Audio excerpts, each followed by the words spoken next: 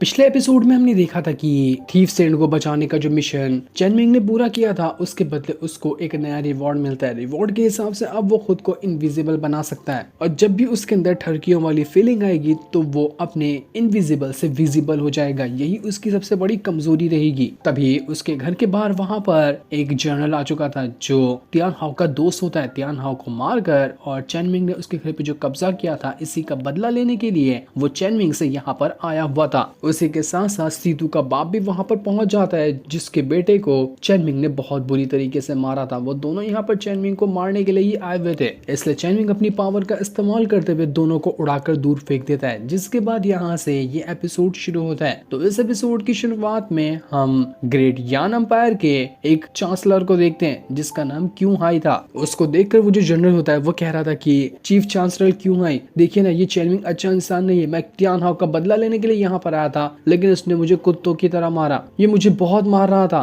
कियान तो यहाँ पर चेनमिंग से कह रही थी कि देखो एक और बकरा आ गया, लगता है इसको भी बड़ी अच्छी वाली पिटाई खानी है, तभी तो ये यहाँ पर आया है। आज लोगों को पिटाई खाने का बहुत शौक चढ़ा हुआ है। चांसलर वहाँ पर चेनमिंग से कहा था कि चेनमिंग, मैंने तुम्हें पहली बार यहाँ इंपीरियल सिटी के अंदर देखा है। मेरे ख्याल से ये जगह ऐसी नहीं है जहाँ पर तुम अपना मुंह उठाकर रह सकते हो। उससे भी बढ़कर जिस घर के अंदर तुम हो ना, वो तुम्हारे से तो बिलोंग नहीं करता। तुम्हें दूसरों के घर पे कंट्रोल नहीं करना चाहिए। इसके बाद वो यहाँ पर उस जनरल की भी जान ले लेता है, क्योंकि जनरल यहाँ पर चेनमिंग का कुछ बिगाड़ नहीं पाया था, तो अब ऐसे जनरल की जरूरत ही क्या है। तो उसने उस जनरल को भी मार दिया। चेनमिंग वहाँ पर चांसलर से कहता है कि तूने कहा कि ये तियान हाउ का घर है, सच कह रहा हूँ ना? जरा आंख उठाकर देख कि तुझे यहाँ पर तियान हाउ लिखा हुआ दिखता है क्या बोर्ड पे? चेनमिंग ने अपनी पावर की मदद से वहाँ पर तियान हाउ का नाम हटाकर अपना खुद का नाम लिख दिया था। इसके बाद वो चेनमिंग सभी से कहता है कि देखो ये कमरा अब मेरा है और यहाँ पर मेरा कंट्रोल है। किसी के बाप के अंदर भी हिम्मत नहीं जो यहाँ पर आकर मुझसे ये कमरा छीन सके। फटाफट से यहाँ से निकल लो, अब ये जगह मेरी है और ये जगह मैं खुशी से लिंगर और उसके दादाजी को देना चाहता हूँ। वो यहाँ पर आराम से रह सकते हैं। ये सुनकर थीफ सेंट जो होता है वो लिंगर से कहता है कि क्यों लिंगर, देखा मैंने कहा था ना कि किताब के स्पेल का असर पड़ता है। देखो इतनी जल्दी उसने देखो कितना अच्छा घर तुम्हें दे दिया, तुम भी रानियों की तरह इतने बड़े घर में रहोगी। लेकिन लिंगर कहती कि नहीं दादाजी, मुझे ऐसा इतना बड़ा घर नहीं चाहिए। यहाँ पर झाड़ू पोछा मारने में कितना टाइम लगेगा, ये झाड़ू पोछा मारते ही पूरा दिन निकल जाएगा, इसलिए मुझे बड़ा घर नहीं चाहिए। थीफ सेंट कहता है कि अबे यार गधी, ये कितनी ज्यादा बेवकूफ है। इसलिए थीफ सेंट खुद ही चेनमिंग से कहता है कि थैंक यू मास्टर। यहाँ पर लिंगर ने भी यस कहा, वो यहाँ पर रहना चाहती है। इस चीज को देखकर वो जो चांसलर आया हुआ था उसका तो मुंह ही बंद हो जाता है। उसको समझ ही नहीं आ रहा था कि अब वो करे तो करे क्या, लेकिन उसको गुस्सा बहुत ज्यादा चढ़ा हुआ था, माना कि वो अभी यहाँ पर चेनमिंग से फाइट करने लग जाएगा। वहीं पर एक जासूस भी बैठी होती है जो सारी की सारी बात को यहाँ पर सुन रही थी। दूसरी तरफ हम जेन को देखते हैं, जो कि वही जेन था जिसने बहुत टाइम पहले चेनमिंग के साथ फाइट की थी, क्योंकि वो चेनमिंग को जुनलोंग सेक्ट का लीडर बनते हुए नहीं देख सकता था। तब वो यहाँ पर ग्रेट यान एम्पायर के प्रिंस के साथ बातें कर रहा था। जेन प्रिंस से कहता है कि देखो मुझे पता है कि चेनमिंग एक नंबर का घटिया आदमी है। उसने तुम्हारे इतने अच्छे दोस्त जो कि तियान हाउ था उसको मार दिया, उसके घर पर अपना कब्जा कर लिया। तुम नहीं जानते हो कि मैं उस चेनमिंग से कितना ज्यादा परेशान हूँ। तुमसे ज्यादा तो उसने मुझे परेशान करके रखा है। बड़ी बेइज्जती करके उसने मुझे जुनलोंग सेक्ट से भगाया था। वो चीज मुझे जिंदगी भर याद रहेगी। तो वैसे मैं क्या कह रहा था कि तुम्हें ना चेनमिंग से थोड़ा सा सावधान रहना चाहिए। मैं तुम्हें तुम्हारे भलाई के लिए ही कह रहा हूँ, क्योंकि कब न जाने वो तुम्हारी भी जान ले ले, इसकी कोई खबर नहीं पड़ने वाली है। क्योंकि वो किसी की भी जान लेने से पहले एक बार भी नहीं सोचता है। प्रिंस यहाँ पर हंसते हुए जेन से कह रहा था कि तुझे क्या लगता है कि इंपीरियल सिटी के अंदर आने के बाद चेनमिंग मुझे कुछ करेगा और वो यहाँ से जिंदा जाएगा? पागल हो गया हो क्या? इंपीरियल सिटी के अंदर अभी वो बिल्कुल अकेला है। यहाँ पर उसके सिर्फ एक दो दोस्त हैं जो कि लूजर से बढ़कर कुछ नहीं है, तो वो अकेला यहाँ पर क्या ही उखाड़ लेगा। वैसे हाँ, अगर तुम्हें जुनलोंग सेक्ट के लीडर की पोजीशन चाहिए ना, तो मैं तुम्हारी मदद कर सकता हूँ। और तुम्हें वो पोजीशन कैसे मिलेगी तुम्हें तो पता ही होगा कि चेनमिंग को मारना पड़ेगा। वो मर गया तो मैं तुम्हें दिलवा दूंगा जुनलोंग सेक्ट के लीडर की पोजीशन। ये सुनकर जेन भी यहाँ पर काफी ज्यादा खुश हो जाता है कि हाँ, बात में तो दम है, चेनमिंग वैसे अकेला ही। प्रिंस यहाँ पर कहता है कि ठीक है, फिर अगर तुम यहाँ पर चाहते हो चेनमिंग को मारने के लिए और तुम उसको मार देते हो ना, तो उसके बाद मेरे पास आना, बाकी की सारी चीजें मैं खुद हैंडल कर लूंगा। तुम्हें कोई चीज करने की उसके बाद जरूरत नहीं पड़ने वाली है। मैं तुम्हें यहाँ पर बेस्ट ऑफ लक कहता हूँ तुम्हारे इस काम के लिए। जाओ और अपने काम के अंदर कामयाब होकर रिटर्न आ जाना। उसके जाने के बाद वो जो बीवी होती है जो कि एक स्पिरिट है, वो प्रिंस से कह रही थी कि आपने तो इस जैन को ऐसे ही जाने दे दिया, जबकि आपको पता है कि जैन कुत्तों की मौत मर जाएगा। लेकिन अगर किस्मत से यहाँ पर वो चेनमिंग को मार देता है ना, तो एक काम करना, वो डिवाइन ट्रेजर आप रख लेना, उसके बाद तो आपके मजे ही मजे हो जाएगी। जुनलोक सेड भले ही उस जैन के पास क्यों ना चला जाए। ये सुनकर वो प्रिंस भी काफी ज्यादा खुश हो चुका था, क्योंकि वो यही तो चाह रहा था। इसके बाद हम ग्रेट यान एम्पायर के गली का सीन देखते हैं, जहाँ पर वो जासूस आ चुका था। वो यहाँ पर आने के बाद कह रहा था कि यार जगह तो कमाल की, यहाँ पर चेनमिंग को मरता हुआ देखकर मजा ही आ जाएगा, लेकिन यार मैं तो एक भी रुपया नहीं लेकर आया, कुछ खाने की पीने की चीजें भी नहीं ले सकता, बड़ी भूख लगी थी, क्या करूँ, किस्मत ही खराब चल रही है। इसके बाद हम चेनमिंग को देखते हैं, जो अपना त्याना का जो घर होता है उसके कोर्टयार्ड के अंदर जाकर किताबें वगैरह पढ़ रहा था। वहाँ पर कांग युवी की जो भेजी हुई बॉडीगार्ड होती है वो भी मौजूद होती है, जिसको यहाँ पर आते हुए जेन दिखाई दे जाता है, तो फट से अपना वेपन निकालकर जेन के ऊपर अटैक कर देती है। जेन उसके अटैक से बच जाता है। उस बॉडीगार्ड को लग रहा था कि जेन यहाँ पर कुछ गड़बड़ी करने के लिए आया, इसी वजह से वो उसके ऊपर अटैक करने लग गई थी। वो बॉडीगार्ड जेन से कहती है कि देखो तुम यहाँ पर क्या करने के लिए आए, तुम यहाँ पर आए हो ना, तो तुमने अपनी पावर को दबा कर रखा था ताकि कोई तुम्हें यहाँ पर आता हुआ महसूस न कर ले, लेकिन मैंने महसूस किया, इसका मतलब है कि तुम यहाँ पर कुछ गड़बड़ी करने के लिए आ रहे थे।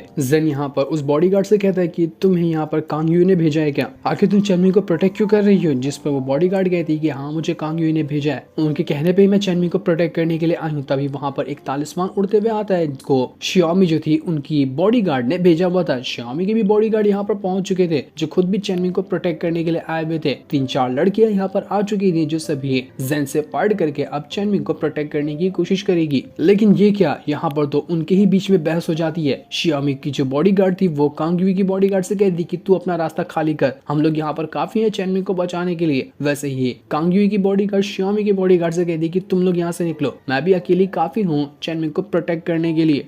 कांग युई की जो बॉडीगार्ड थी वो उनसे कह रही होती कि देखो तुम यहाँ पर बहुत लेट आई हो, मैं कब से यहाँ पर चेनमिंग को प्रोटेक्ट कर रही थी, अब मैंने ही इस जेन को पकड़ा है, तो अब तुम्हारा हक बनता है कि तुम लोग यहाँ से निकल लो। यहाँ पर जेन जो था वो उनका झगड़ा होते हुए देख रहा था कि एक नंबर के लूजर, ये लोग आपस में फाइट करने लग गए, मुझे रोकेगा कौन। इसके बाद वो अपनी पावर का इस्तेमाल करते हुए उन सभी के ऊपर ही अटैक कर देता है कि भाड़ में जाओ तुम लोग। वो लोग भी यहाँ पर अब मिलकर उस जेन के साथ फाइट करते हैं, लेकिन कोई फायदा नहीं होता। वो एक ही बार में तीनों को उड़ाकर दूर फेंक देता है। वो सब बॉडीगार्ड आपस में कहते हैं कि पहले यहाँ पर इस जेन से लड़ते हैं, उसके बाद अपनी फाइट कंटिन्यू करेंगे। जेन कह रहा था कि अच्छा इतनी औकात आ गई कि मुझसे पहले लड़ोगे, ठीक है फिर तुम्हें तुम्हारी औकात ही दिखानी पड़ेगी। इसके बाद जेन अपनी वहाँ पर एक बहुत ही ज्यादा हाई लेवल की स्वॉट टेक्निक को एक्टिवेट करना शुरू कर देता है, जिस वजह से तो वहाँ पर भूकंप आने लग गया था। ये देखकर वो तीनों बॉडीगार्ड यहाँ पर घबरा जाते हैं कि आगे ये किस तरह की टेक्निक का इस्तेमाल करने वाला है, लेकिन फिर भी वो किस भी तरह की टेक्निक का क्यों ना इस्तेमाल कर ताकि चेनमिंग को बचा सकें। इसके बाद कांग युई की बॉडीगार्ड ने वहां पर किसी तरह के तालिस्मान को बनाकर भवंडर ले आया था।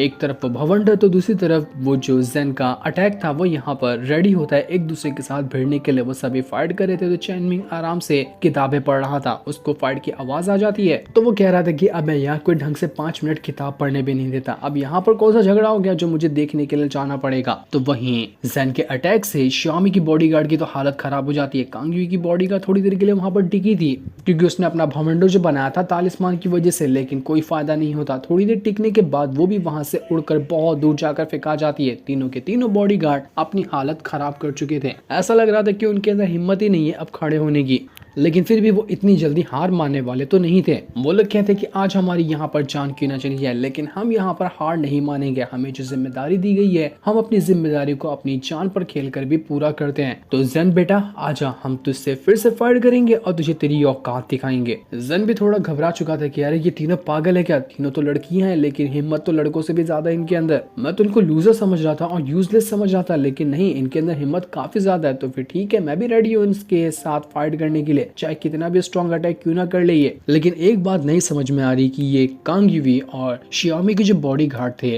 वो तो एक दूसरे से नफरत करते हैं, कांग युई और शियामी भी एक दूसरे से नफरत करते थे, लेकिन ऐसा क्या चेनमिंग ने घोल कर इनको पिला दिया कि दोनों अब उसके दीवाने बन चुके हैं। उसके लिए देखो उसके बॉडीगार्ड अपनी जान तक देने को तैयार है। कुछ तो कुछ मामला है जिसके बारे में मैं नहीं जान रहा। उसको क्या पता था कि शियामी और कांग युई दोनों चेनमिंग के दीवाने हो चुके हैं और वो उसको पसंद करने लग गए, इसलिए अपने होने वाले बॉयफ्रेंड को बचाने बचाने के लिए वो लोग इतना तो कर ही सकते थे। इसके बाद जेन जो होता है वो वहां पर उन दोनों से कह रहा था कि देखो तुम तीनों जो हो ना वो जुनलोंग सेट के ही एक अच्छे से मेंबर हो, मैं भी जुनलोंग सेट का एक बहुत ही रिस्पेक्टेड बंदा हूँ, तो अगर मैंने यहाँ पर तुम्हारे ऊपर अटैक किया और तुम्हारी जान लेने की कोशिश की तो मेरे ख्याल से ये बात सही नहीं होगी, तो मैं तुम लोगों को यहाँ पर कुछ नहीं करूंगा। मेरी स्वॉर्ड हमेशा से जो हमारा जुनलोंग सेट है उसके दुश्मनों के लिए ही उठी है, ना कि सेट के किसी मेंबर के लिए, तो तुम लोग यहाँ पर से फ्री हो, मैं तुम्हारे साथ कुछ नहीं करने वाला। चैनमिंग वहां पर पहुंचकर कहता है अच्छा बड़ा ज्ञान दे रहा है यहाँ पर, तेरे ज्ञान से मैं बहुत ज्यादा प्रसन्न हो गया, तभी तो मैं यहाँ पर उठकर आया हूँ ताकि थोड़ा और यहाँ पर भाषण तेरा सुन सकूं। चैनमिंग को देखकर यहाँ पर जेन की हालत खराब हो जाती है। वो चैनमिंग से कहता है कि देख रुक जा, तू अपनी जो वो डिवाइन ट्रेजर क्या बोलता है तो उसका ऑरा मत एक्टिवेट करना, बहुत ही खतरनाक अटैक था जिससे मेरी हालत खराब हो गई थी, मैं सिर्फ तुझसे बात करने के लिए आया हूँ, ज्यादा कुछ नहीं करूंगा, तो आपस में जेंटलमैन की तरह बैठकर अपन बातें कर सकते हैं। जेन तो यहाँ पर मन में सोच रहा था कि बस एक मौका मिल जाए उसके बाद मैं इस चैनमिंग को जिंदा नहीं छोड़ूंगा, बस इसके पास जो इसके वेपन वगैरह है ना इसको साइड कर दूं, एक बार अपने डिवाइन ट्रेजर की पावर को ना यूज करे ना उसके बाद मैं इसको आराम से मार सकता हूँ। चैनमिंग उसकी बात सुनकर कहता है कि तू अकेला ऐसा नहीं है जो मुझे मारना चाहता है, तेरे जैसे 36 आए और 36 गए लेकिन कोई मेरा बाल तक के बाका नहीं कर पाया, समझा क्या। इसके बाद चैनमिंग बस एक चुटकी बजाते हुए जेन ने जो भी अटैक को एक्टिवेट किया था अपनी स्वॉर्ड वाला उसे एक ही सेकंड के अंदर खत्म कर देता है। जेन एकदम दंग रह चुका था कि बस कुछ दिन पहले तो मैं इससे मिला था, उस टाइम ये खाली अपने ऑरा का ये इतना ज्यादा इस्तेमाल कर पाता था, लेकिन अब तो ये चुटकी बजाते हुए क्या क्या काम कर लेता है, इतनी जल्दी ये इतना ज्यादा स्ट्रॉन्ग कैसे हो गया, कौन सा खजाना लग गया इसके हाथ में। सच में मानना पड़ेगा डिवाइन ट्रेजर बहुत कमाल की चीज है, काश वो मुझे मिल गई होती। चैनमिंग सभी बॉडीगार्ड से कहता है कि तुम लोग यहाँ से चले जाओ, मैं और जेन कुछ जेंटलमैन वाली बातें आपस में बैठकर करना चाहते हैं, तो तुम लोगों की यहाँ पर जरूरत नहीं है, इसलिए वो सभी बॉडीगार्ड वहां से चले जाती है। चैनमिंग यहाँ पर जेन से कह रहा था कि देख तू हमारे सेट का ना एक बहुत ही रिस्पेक्टेड बंदा है, तूने बहुत काम किए हैं जुनलोंग सेट के लिए, तो मैं खुद भी तुझे ऐसा बिना मतलब का मारना नहीं चाहता, तेरा वेलकम है, तू अगर आना चाहता है सेट के अंदर तो तू बिल्कुल आ सकता है। जेन वहां पर कह रहा था कि आखिर मैं तेरी बात पे भरोसा कैसे करूं, तू बाद में मुझे मारने की कोशिश करेगा तो तू भरोसे के लायक मुझे नहीं लगता, मैं किस वजह से तुझ पे भरोसा करूंगा।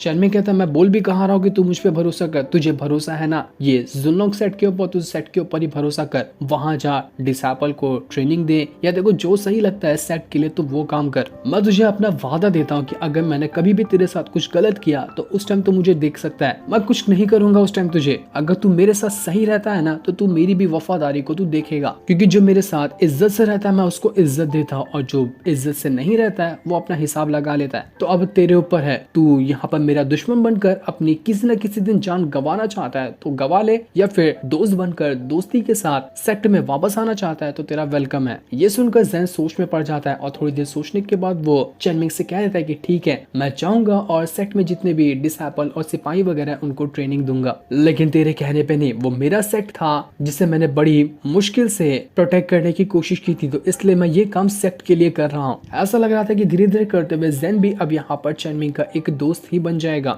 दूसरी तरफ हम हुआन मी को देखते हैं जो दूरबीन से नजर रखी हुई थी, उसे यहाँ पर आते हुए वो जासूस दिखाई देता है। हैरान रह जाती है वो कि ये जासूस यहाँ पर क्या करने के लिए आया, मामला कुछ ना कुछ तो गड़बड़ लग रहा है तभी यहाँ पर आया, वरना ये ऐसा नहीं आता। जो भी गड़बड़ है मुझे पता लगाना पड़ेगा, कहीं ये कुछ आगे चलकर बड़ी गड़बड़ी ना कर दे। जिसके इतना कहते ही ये एपिसोड यहीं पर एंड हो जाता है। Thanks for